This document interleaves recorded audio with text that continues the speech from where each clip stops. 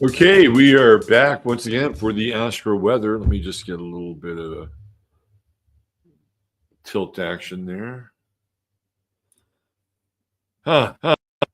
Boy, did I take one for you guys last night. I had some very dark dreams, just extremely dark dreams, and I always feel like I'm dreaming for the collective unconscious in some ways. You know, if you get into human design, they have a whole sleep chart, and my sleep chart is not good. It's never been good. You know, the 12th house is the house that in astrology sleep. It's the house of sleep. And in my 12th house, it is dominated by Scorpio. So my 12th house and my sleep and my dreams tend to be very scorpionic. So a lot of macabre, death, heaven and hell. Last night it was like some sort of Satan game reality show, which is not too unlike our current reality. I see. It was also fueled by melatonin. Melatonin is one of those things that definitely tension in your dream life. Definitely tension in dream life. That's for damn sure. So anyway, I took one for the team last night. How's the mic? How's the mic today? I had the drop-down menu today. You know what I did is I went through a lot of different gymnastics to get the setting right. Very temporary, but it looks like from all intents and purposes. How's it sound? Does it sound good? I get a hangover from melatonin too anymore, but it does impact my dreams, and they're always weird. I sound good. Thanks, Lana. Let's see. Who else we have here? Was awakened 5 times in the night. Ooh, that's not good. That is not good. I was in bed by I think 11:30 maybe. Trying to get to bed earlier, and I was up by 6. I mean, that's about 6 hours worth of sleep. I don't know about the rest of you folks. Hey, Robert, is the 12th house related to subconscious mind? The 12th and the 8th. Let's throw this up here. Sharon has a question. My Mercury is in there 10 degrees, learning about mind looping. What we create is giving up the story.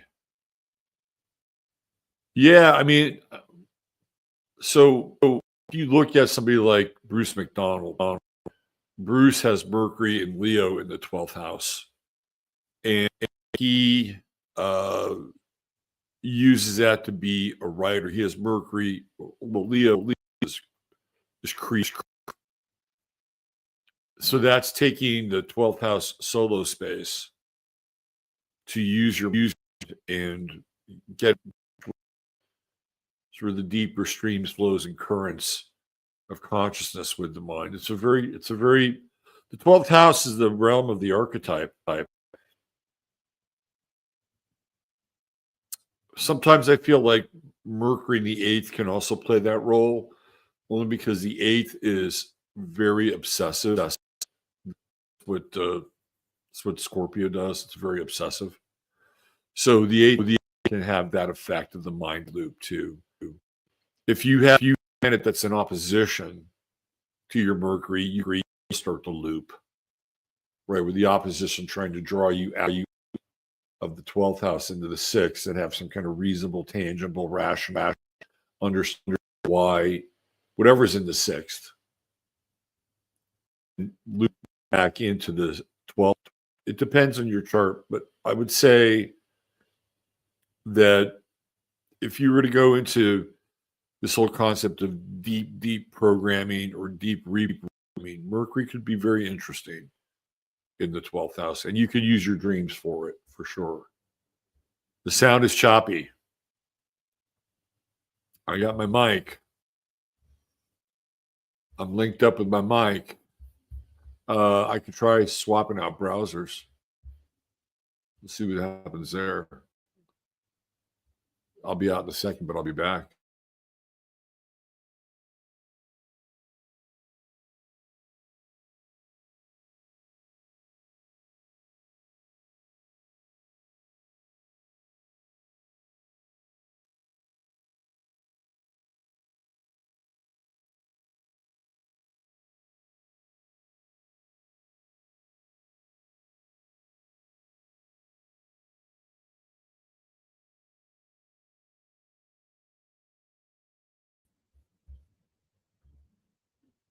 Yeah, I'm on a different network now, so maybe that'll be helpful. Have anyone heard about the Atlas meteorite going dark for 3.5 days? No, and I haven't really. It was on my end. Okay. I haven't really gotten into the Atlas stuff, and I just too much speculation. Too much speculation. You know, I was watching. Wait, not that he needs your views. Recommend the Lynn Rick Beato with John Fogerty, and John Fogerty is in tremendous shape for his age. Guy doesn't have a gray hair in his head. He got to be in his late 70s. He looks like he's probably in his late 50s, maybe early 60s. Really good shape. And he's very astute. Very, very astute. And when you listen to him, he just wanted to make blue collar music. Like that was his thing. And he talks about fantasy records and how they fucked him with the contract. And he's still bitter about that. And he still has some ongoing beefs with the guys in Creed. He made this comment about reality. He says, he says, you know, it's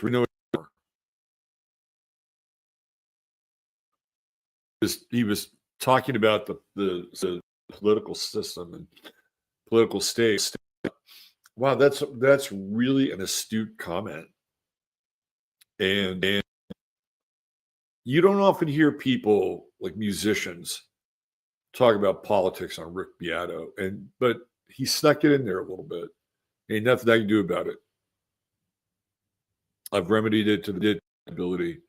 I've got my best mic and my best internet connection, so it's the best I can do. And I hope I'm coming through loud and clear. Let's talk some astrology. Welcome to the show if you're here. Let's see. Yeah, okay.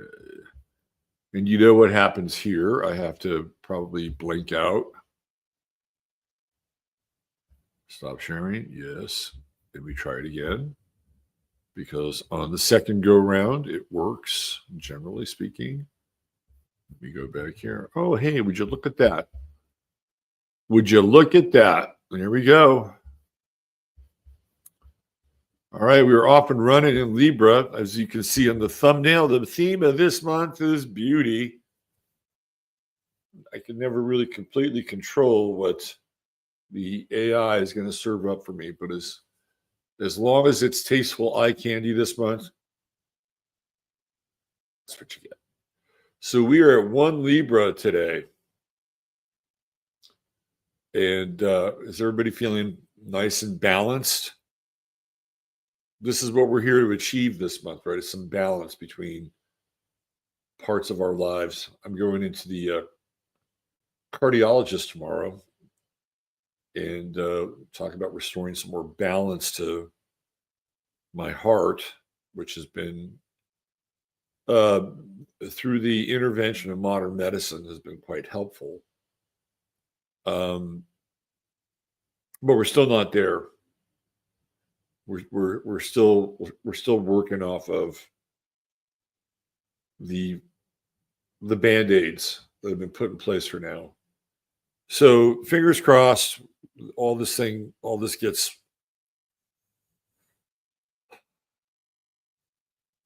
dealt with. So I can go back and have a normal physical existence and more exercise. But I've been thinking about life and life extension. You know, in they have these things called perfections in astrology. You know, I am in a 6th house perfection year. So that's all about health.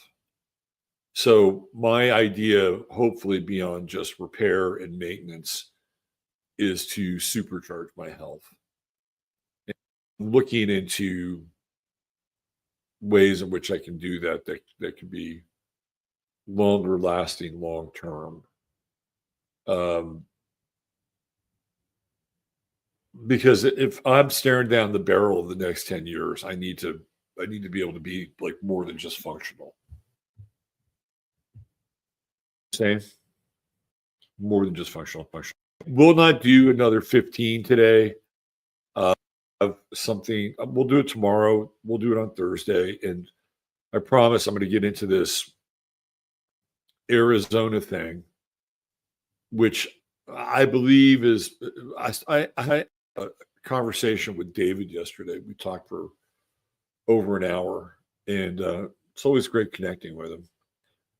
And I think we're going to do a show maybe Sunday night on my channel, and we could simulcast or simulstream.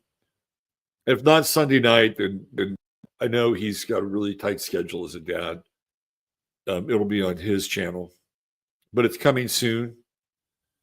And initially, we had agreed upon a certain topic for the bridge, and we're moving the topic. And the topic is going to be more of a follow-up with what's happening with the Turning Point USA, which is going to split into these different franchises. They're going to have like these religious. It's almost like, and this is where things get interesting, right? So, how do I say this?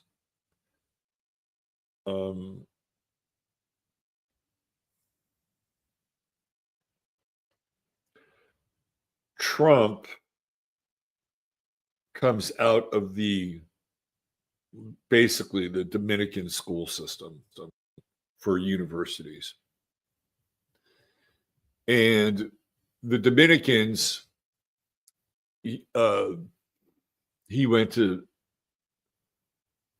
these, I think he went to, well, they wouldn't call them the Dominican universities on the East Coast, but on the West Coast of the United States, California, and to some extent into the Pacific Northwest, but California, they would set up these forts.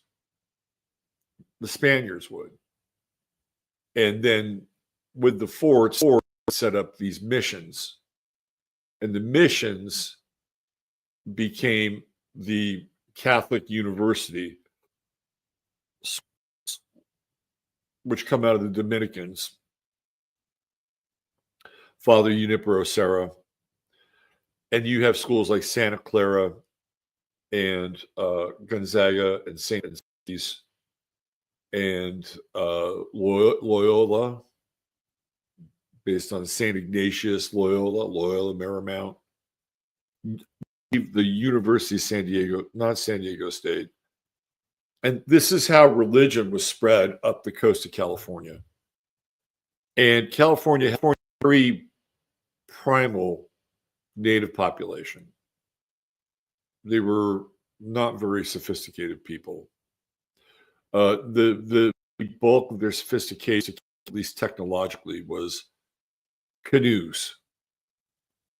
And you had tribes, Indios and the Pacificos and a number of others. And they got sucked into basically the Catholic Church outposts, which were terrible. But that was the idea, right? You relate these areas with churches. The churches become universities. The universities become indoctrination centers. And now what TPUSA is doing is, I think they're changing their name too, if I'm not mistaken. Maybe somebody in chat can corroborate that. But what they're doing now is they're going to open these religious centers on campuses, certain campuses. So it's like the basically what became the Dominicans spreading the gospel, right? This is what Trump is doing now. And in conjunction with Erica Kirk. What's interesting about Erica Kirk is that her maiden name, which would be on her father's side, is Franz Vey. And I looked at it last night, and there are only 20 people in the United States, including Alaska, with the name Franz Vey. As far as names go, it's like the fourth ranked name on the planet or something. So there are very few examples of Erica Kirk's family tree because of that. Really, now on the other side, I don't know what her mother's name is, right? But that's the plan. And so when you look at Neptune and Saturn series, and I've been staring this down for years. I'm like, this is the new Christian right. This is coming. And it's, I don't know if we would call it new agey, because clearly the dispensationalists are all over it. If you look at Erica Kirk's background, her claim to fame is that she has a line of children's clothing with Bible verses on it. I mean, it's not very imaginative. She touts the fact that they're made in the USA. By the way, at the end, when she does this thing right here, she's actually doing the call sign for her college, because she was a graduate of Arizona State University, who are the Sun Devils. That's what she was doing. And a lot said it was the I love you. She was repping her college with maybe a little rep to, maybe this is what triggered my dream last night. Because I was in a reality show versus the devil. That's what was going on last night. I was in a reality show versus the devil. And I was looking at a lot of I was looking at that picture over and over again. And I was kind of going as far as you can down the Erica Kirk rabbit hole. You know, she was named Miss Arizona on her birthday, which I thought was, she got crowned, because when you're born, right, generally if you have a vaginal birth, what do they say when the baby comes through? Oh, the baby's crowned, meaning that the head of the baby through, right? So it was a reenactment of her crowning on that day. It's a little esoteric, but it's there. And what David and I were talking about that, and we agreed that we're going to address this, and really we're gonna stir up the crowd on Sunday night. And one of the things that David is now facing is that Gavin Newsom is enacting these anti-hate speech laws. And this is it's a real distortion right now of the sun in Libra. Because if you go over here, we have Neptune and Saturn, and the sun now is trying to balance out this opposition. And over here, you've got this really wild Reformation energy forming the very nature of what church is, what God is. From the snippets I saw, and I haven't seen the whole thing yet, which I will, it seemed like he's gotten into, he's blurring the lines between rallies and revivals now. And he's got these charismatic inside the White House, including Susie Wiles, who is his brain. Susie Wiles is Trump's brain. She takes care of everything, all the details, all the appointments, who he's supposed to see. And he's beholden to her because I don't think he has much of a relationship with Melania these days. And a lot of times, even though there's a press secretary and the president has their staff, the president's wife is critical in terms of helping out. Like, sometimes they go and, I don't know, open a new dog park somewhere or something like that, right? But go back and look at really strong first ladies. Like Pat Nixon was a first lady. And there was certainly a separation of marriage and state with Nixon. But I know that he leaned on his wife for her judgment. I mean, she wasn't much to look at that way. So she had attributes in other areas, I'm sure. And, being the sound, the person that he could go to and tell things and even listen to him and be his conscience in some ways. I mean, I really feel like that's the role that the quote unquote first lady is best suited to play. Maybe not making the appointments and all the other stuff. But the rumor on the street is that Trump has a 20-year contract with Melania. And she's been trying to get out of that contract for the last 3 years. So next, I think it's at the end of this year. So 2026, I'd be very surprised if you see a lot of Melania around the White House. In fact, there was a period of time where there was this woman who was kind of in Trump's circle, and they figured out a way to kind of cloak Melania. They can put on a big hat and big glasses. What was that lady's name? Faith? It was Faith something. Her name was Faith. I forget her last name. But I think for a while there, somebody was playing the role of the stand-in of Melania.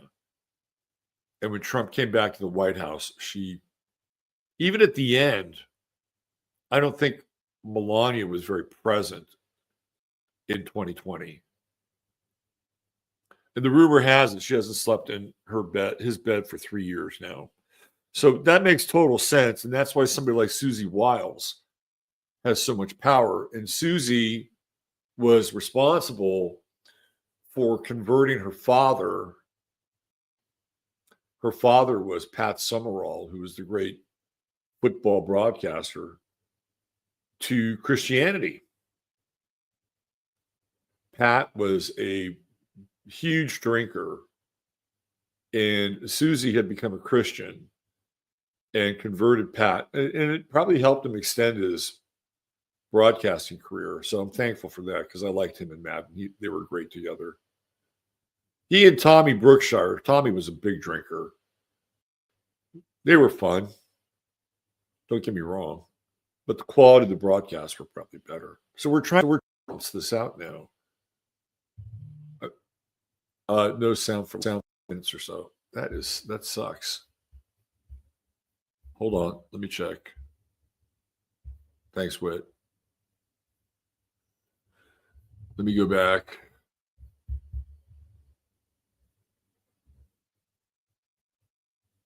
Yeah, it says hold on, let me get an audio level here.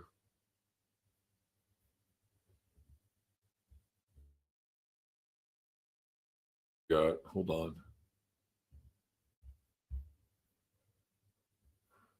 on. The joys. Yeah, I mean, I'm getting the level on my end. I don't know what's going on. Yeah, so can anybody else hear me?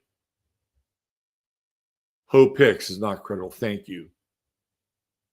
Ho Pix, yes. You can hear me. You know what I'm talking about. Thank you, Bill. Thank you, Moonsprout.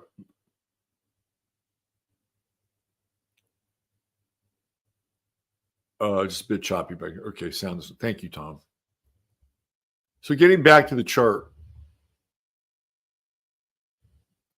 This is what we're doing. We're having to balance this madness now. You know, the country, and I used this before, the country is inflamed. And it's really interesting that this whole Tylenol thing would also come up. Because Tylenol has been used for years for inflammation. And now it's making the rounds that it's not very, we've known for a long time. If you're taking Tylenol, you may want to rethink that. And again, it's supposed to be an answer for inflammation. So the country's inflamed, literally inflamed. And so here we have the sun in Libra, and we're trying to balance all of this out. We're trying to live our lives in a reasonable fashion while all of this madness is starting to take place. And we're seeing the beginning of this new version of Christianity, which is somewhat, again, dispensationalist, but there's always this sort of Luciferic underlay. And some people may not like to hear this, but it's true. Because that's where Trump comes from. His first spiritual teacher was Reverend Bishop Norman Vincent Peale. I've talked about this before. He married him and Ivana. And Bishop Peale was a Mason. He was a 33rd degree Mason. And he is the first person that gets into, like, in a big way, from the religious end. You know, it's sort of like, it's a long leapfrog from Peale to Joel Osteen. You know, it's that feel good, it's that positivity, it's that prosperity version of Christianity. And that's where it gets into sort of the new agey part. And there's some truth to a lot of that. Your thoughts do create certain vibrations in your field. And so why wouldn't you want to have the highest thoughts or the most godly thoughts or the most sacred thoughts or the most divine? The problem is we don't always live up to those things. We always shoot for them. That's Virgo, right? Virgo is the imperfection of the spirit. The spirit, of course, being Pisces. And so what's interesting is this implementation of the new church at the 28th degree of Virgo. And that's what you saw. It was of a new church. And what Megyn Kelly was like losing her mind, saying that Charlie Kirk and Eric Kirk are the new Jesus and Mary. Well, that was the effect. right? If you look at what we talked about, and I'm not here to my flowers or anything, but I said that the Irina Zarutska event was the death and the desecration of the Virgin. And the whole thing with Little Red Riding Hood, and you have the assailant with the red hood, it's a story about rape. That's what Little Red Riding Hood is about. And the hood is the busting of the hymen. If you go into that story, that's exactly what it's about.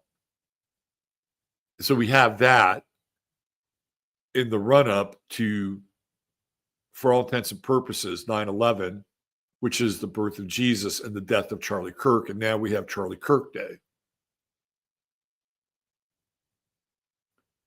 That was passed unanimously in the Senate. Charlie Kirk Remembrance Day, which is one day after Columbus Day, by the way. Same birthday as George Floyd. And I kind of got into this a little bit just on my own, and I haven't shared it on any podcast yet. But when you look at Charlie Kirk and George Floyd, they are completely Masonic. And in fact, George Floyd's quote unquote twin, Stephen Jackson, is a Freemason. He's mentioned it.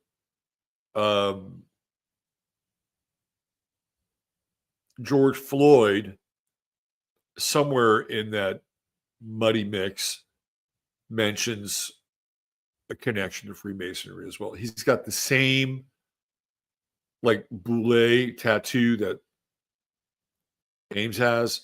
So when we look at them, we have to look at them in that context, the two of them. And of course, there are two sports, I'd say 4 sports that are very Masonic. One is baseball, which is based on the compass and the square. The other is golf. Another is tennis. And then the fourth is, of course, a game board or a board game, which is chess. And George Floyd is a rook. They actually play 2 pieces on the board each. Charlie might be 3 now, but George Floyd is a rook. Because to rook somebody is to fool them or trick them. And this is what started every day at the halal market, where he passes off a fake 20. This is what starts everything. So he's a rook. And Charlie Kirk is a knight. He was like Eric Franzwe's knight in shining armor. They're both. One is black, team black, the other is white, team white. So seeing something very, very alchemical and Freemasonic. It's like it's a major operation. They're born the same day. Hey, it means church.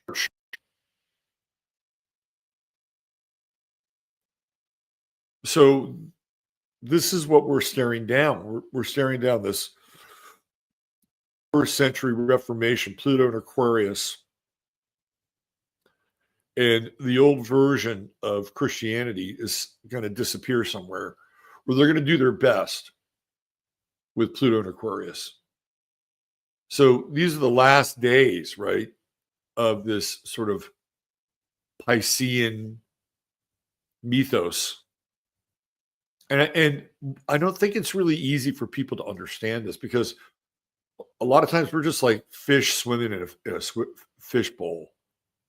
Fish don't know they're in a fucking fish bowl. All they know is that they're in water and they have their little circumnavigation, right, over in a very limited area. Most people are. Unless you travel, you just have a bigger fish bowl. So we can't always be witness to what's taking place in our time. we have to almost wait until afterwards. Right? Like when the 60s happened, we had to wait until there was a hearing in the 70s about MK Ultra to find out what the hell was going on in the 60s. And as time has gone on, we see the 60s very, very different light. Because when you're in a time of change and transition, it's very difficult to know that that's really what's taking place. And so the pieces of the world are being reshuffled as we speak. And we are instinctual beings unless we're in a trance. And if we're in a trance, then we're easy to kind of herd. I'm using a bit of a different metaphor. But if we're in a trance, we're easy to hurt. And Trump feels very much like that for me. He feels like there's a term called the Judas goat. And the Judas goat is a goat that has been trained to lead all the other goats into corralled where they're either captured, sold, or slaughtered. And Trump feels like that to me. And what he's doing, he's these people together, right? And he's playing this role. He's also kind of a Pied Piper in some ways, but much more powerful than the Pied. Although the Pied Piper is pretty powerful, but we can kind of see this happening. And there's parts of us that are still very instinctual, which brings us into the Mars-Moon conjunction today. And we are instinctual beings, so we know something, right? We know something's going on. If we are in tune with our instincts. And this is part of what I was getting into on Friday. And some people had a difficult time with the show. And some people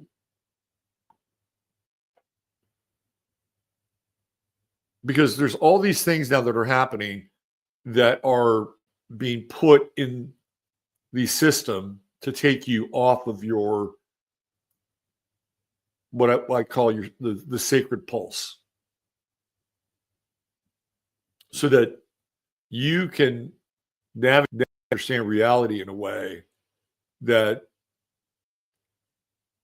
is beyond the conditions of our time, which is not easy because we're living in this maelstrom.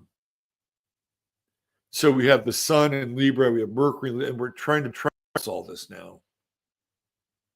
Trying to balance what the real narrative is. Trying to balance people's intent. And because the sun is strong in Libra, there's a lot of balancing going on. And we have a great grand trine with the sun trining Uranus, trining Pluto. And if you can course correct and balance in a way that is net positive, this is actually a really good transit. It helps you make decisions that may not necessarily be popular, because this is the gravity over here of what everybody is dealing with right now. This Neptune-Saturn conjunction and moving back into Pisces. And you're going to see a rebirth of religious fervor. And God bless the Gen Z kids. But they have Pluto and Sagittarius, and they can become very fervent. When they take something on, they're all in. It becomes part of their belief system until they outgrow it, and then they chuck it, hopefully. And then the downside of that is complete demoralization. If the belief system, crumbles. So this is kind of a strategy now. And even when we look at the location of I call it the Charlie Kirk event. It's in Utah. And Utah is the land of the new Zion. I mean, that was really the mission, is that they were setting out across the country to go find the new Zion.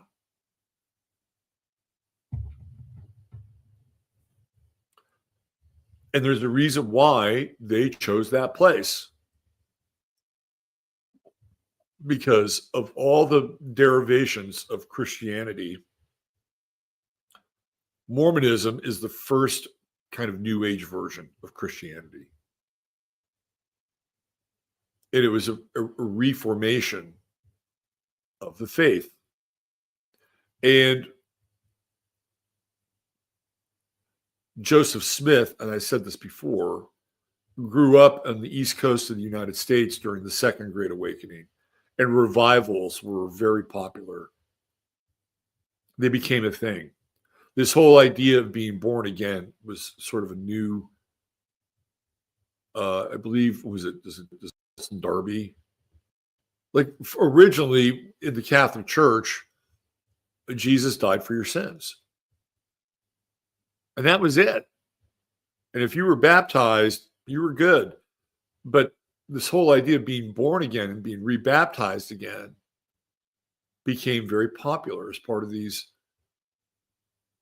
revivals. And those are very Piscean, obviously, because you've got to go into water and you have to let the Spirit wash over you and cleanse you. And when you come out, you're reborn. You are reborn in the image of Christ again, even though you'd already been baptized once. For some people, it never happened. So I guess the first time. But this is where we are now. And it's stronger. And the other side of this is, which gets back into this whole pincer effect of free speech and hate speech, is that on the other side, the left is doing their part to rip away free. Thank you, Gavin Newsom. And then you have Pam Bondi just blurting out, there's no room for hate speech anymore. So it's a pincer effect. And again, what are we trying to do? We're trying to balance this out. So you can cover a lot of ground here if you're willing to find some balance, find your center point, and be able to adjust accordingly without judgment. Because this is judgment over here. This is judgment. And judgment really started to rear its ugly head during which we talked about ad nauseum. And Mercury is kind of at the end, but still in that grand trine, Mercury in Libra. It's funny. I have my disposal going out. And I love my plumber because he's really great and he's a true oddball. So I asked him, hey, how much will it cost me to have you replace my disposal? And his rate is $180 an hour. So, ladies and gentlemen, if you got a kid out there looking for work in a trade, I highly advocate being a plumber because there's always shit to take care of. Trust me. It says it usually takes about an hour and a half to do it. So I did the math. That's $270. And the disposal that he recommends is about $30 more than the one that I can get from Lowe's. That's another $30 on top of that. So we're talking about $300. I'm like, I really don't want to pay $300 to change this. Well, let me see if I can find a handyman. So I went out onto Nextdoor. I didn't post anything. I just did a search. I found a handyman. And I texted him last night, how much would it cost for you to replace an exact model of this disposal?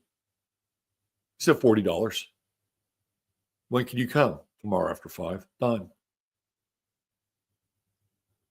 I go out, I buy the incinerator, and I save $300. Now, will the work be as good? We'll see. We'll see. But that's me trying to balance something, right? I'm giving you kind of a real-time example. And I like the plumber. I'd just be much more interested in saving $300.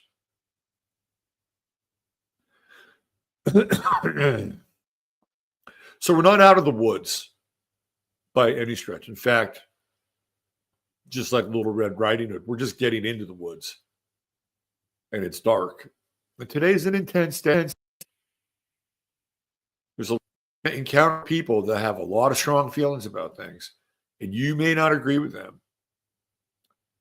They may not agree with you. It's going to be up to you to figure out how to navigate that. Do you want engagement?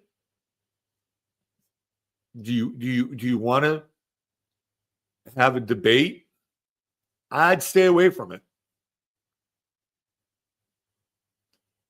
It's much better with that Venus-Mars sextile to have positive action versus negative reaction. So find ways to put, at least at the moment, differences aside. Say, I actually need this person today to execute on something because my job or my project or the thing that I'm involved in is important.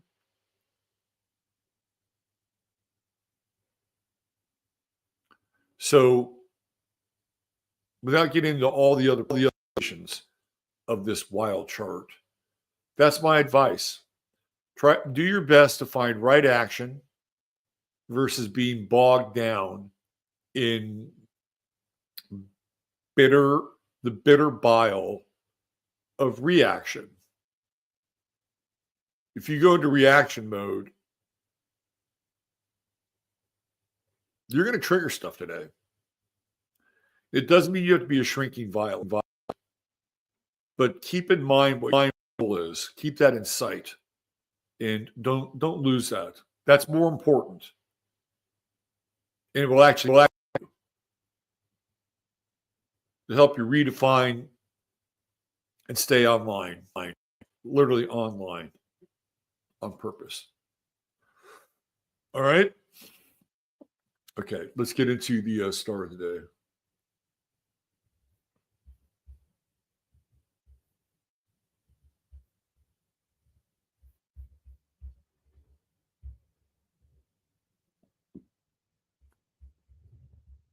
Today's True Hemp Science star of the day. You guys probably recognize this guy, right? Robert Irvine,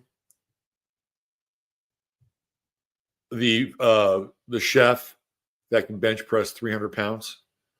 This guy's yoked, man. Like he's very, very, very into keeping his body fit. He's an interesting character for a number of reasons. First of all,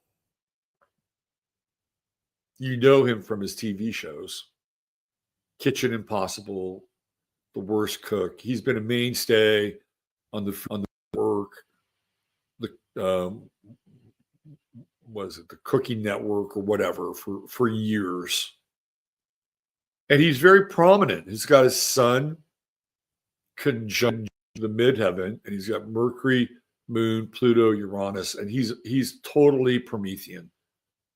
Give me a shitty restaurant, and I'll go in, and I will balance the ledger sheet here. I'll turn him into a much better. I used to like watching those shows, by the way. He can be very tough. He comes out of the British Royal Navy, and you can see that with the Mars-Neptune conjunction, right? He's got Mars in Scorpio, Mars conjunct Neptune. So he's creative. He's got a 12th house Mars. One of the issues he ran into, and you can see this with Jupiter because he has Jupiter in Cancer. I think this guy actually cares, believe it or not. I think he cares. He's got all these foundations. Hello, Venus in the 11th house. He does a lot of stuff for troops and veterans. And at one point, he had 2 restaurants. Hello, True Note and Gemini. He only has 1 restaurant now. 2 restaurants that he had, the one that is now no longer, was in the Tropicana in Vegas, and they're demolishing that to build the A's stadium. And he has, interestingly enough, he's got a restaurant inside the Pentagon called Clean Kitchen. And I really feel like that's very much his 12th house. By the way, this segment is brought to you by True Hemp Science, your one-stop shop for all things CBC. 5MINS is your code. If you spend $100 or more, you get the goodie bag. The goodie bag is good.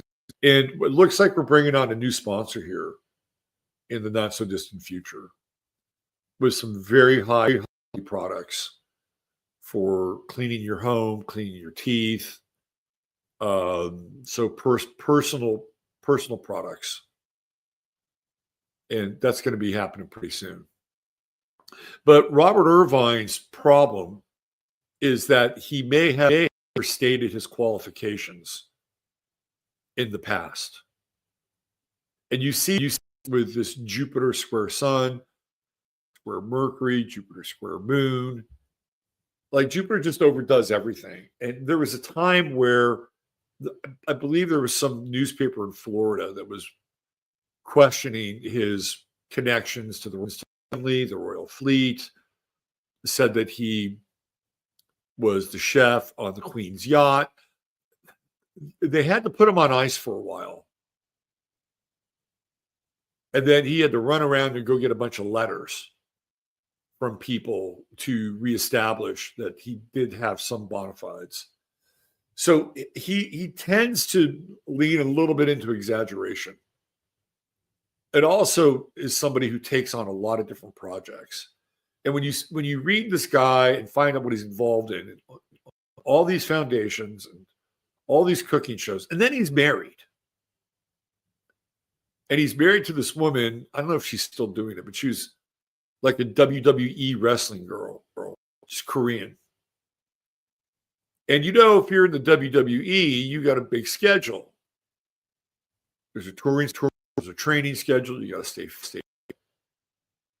And where is there time for their marriage and their partnership? I mean, it's none of my business, but between his schedule and her schedule, like, how do you manage something like that? Like, no, I'm not a generator. Generators can handle stuff like that.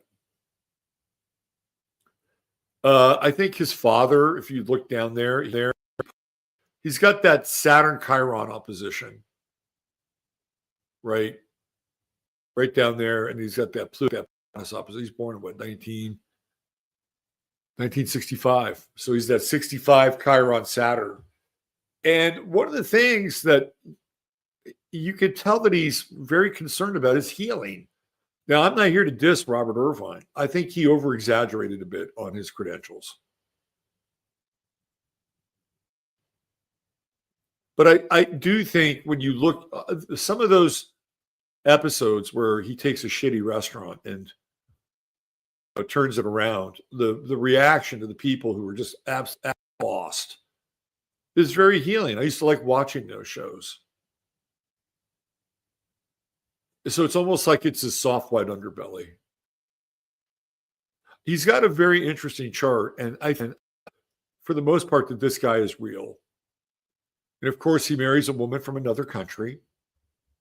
Right? There's the moon. He even moves to a new country, basically the United States. He's born in England, Manchester. And the Mancunians, they're kind of tough. It's a working class city. He's a working class dude. That's what he knows. He's a blue collar guy. Sag rising, anything's possible. If you believe it enough, right? Fortune is there, so he has to have belief in himself, his abilities, what he can do. He does not have a lot of fire in his chart, which is interesting. He has his ascendant and what else? South Node. That's it. So what is he pulling from? He's pulling from that Mars and the sextiles, almost through the sheer force of will. And he's been around a long time. Like there were probably moments where they wanted to let him go. But I feel like because he's so deeply embedded in the foundational world with that Venus and Scorpio in the 11th house, that they almost can't get rid of him. You know what I mean?